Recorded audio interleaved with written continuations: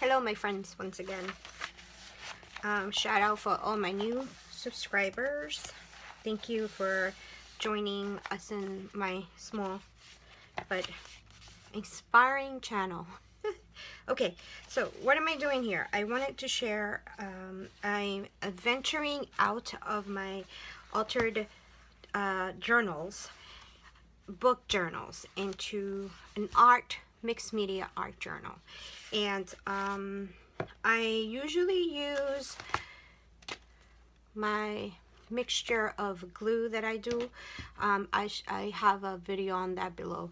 But anyway, so I'm trying decoupage, okay, to glue my pages. And I wanted to show you how I'm preparing this book. This is just a almost 300 page book, okay, that I got. I prefer using the ones that have the spine glued. I don't like, though I have used them, the signature ones, they're a little tricky to mess around with. So I like my work to be easier, so I like to use that type of book. I used medium books.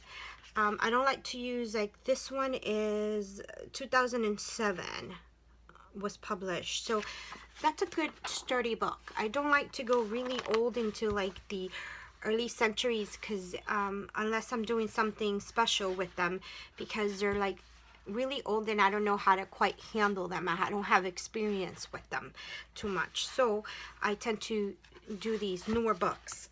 What I'm doing is, because I'm using decoupage, I'm alternating removing pages from the front and the back.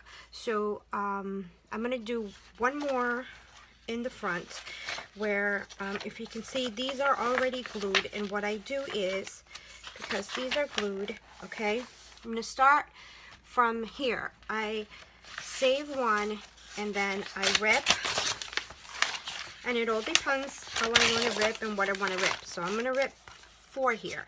That's 2,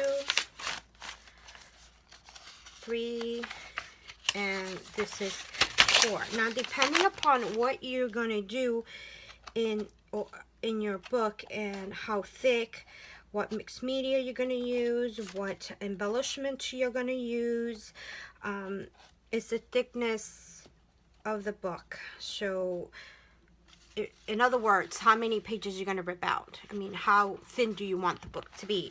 So I just ripped 4, okay?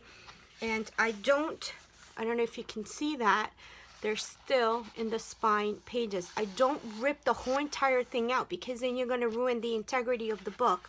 Your spine is going to fall apart. So what I do is just kind of just clean it up. And then I take the Mod Podge. Now, normally, like I said, I use my glue, so this is the first time that I'm using this.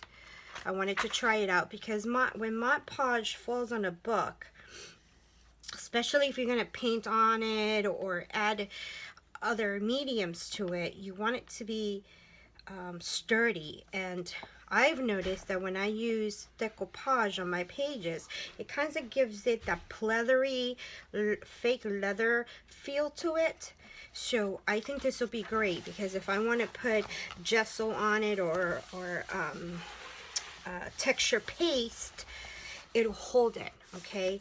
And if you want to make holes in it, you know, for windows or doors, then I just bought this. This is like the best thing in the world. Anyway, so it's better than my bone sticker. It's by Cricut. Okay, anyway. Sorry, distraction.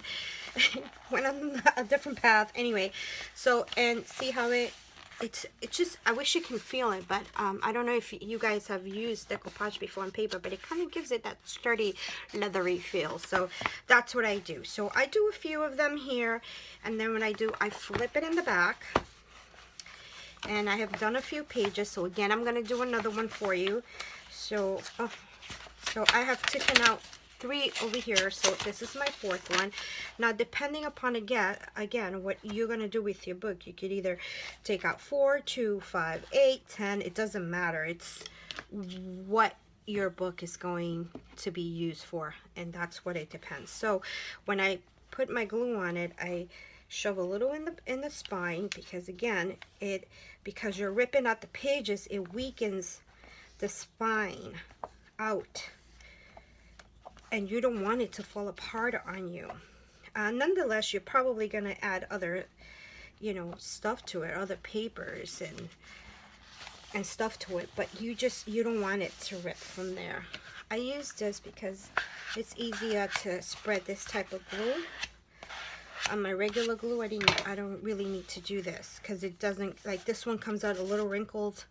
My glue doesn't. Okay, so now your next question would be, why am I alternating?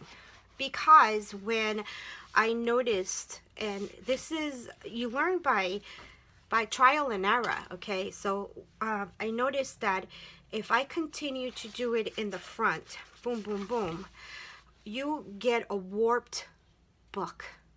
It's not straight at all. Let's see. I'll show you, like on this one. I was careless. But see how it's twisted? Ugh, here.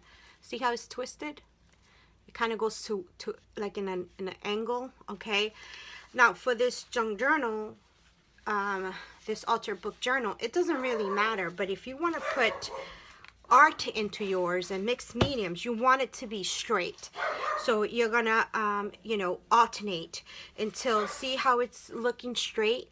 Isn't that awesome compared to that?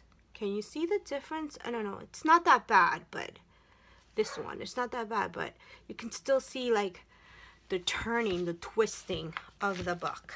So yeah, so anyway, I wanted to share the beginnings of preparing my book, and I will continue to upload videos so you can see the process of my book. And if it's not long, whatever I'm gonna do in the spread, then I will record. I don't want to keep you here more than 15 minutes.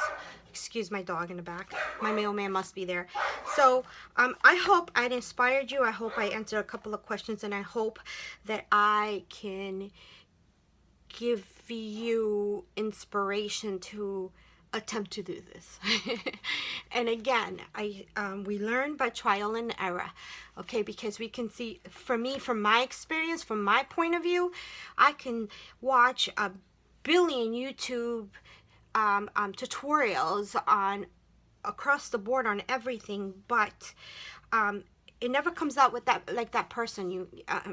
I'm a person that I can't plan. I just open up and I start doing. You know, my creativity flows here in the now. I can't plan. But I've noticed that when I do a venture, or I see something that inspires me, I always wind up with my own style, and I wind up with something that makes it much easier for me. Props to everybody that does that, and I'm glad that there's so many channels out there that can inspire one another. I love it. I just love art teachers that can teach others about their techniques and stuff like that, because that's what art should be, to share that. Because no matter what we look at, is still, when we create it, it's individually.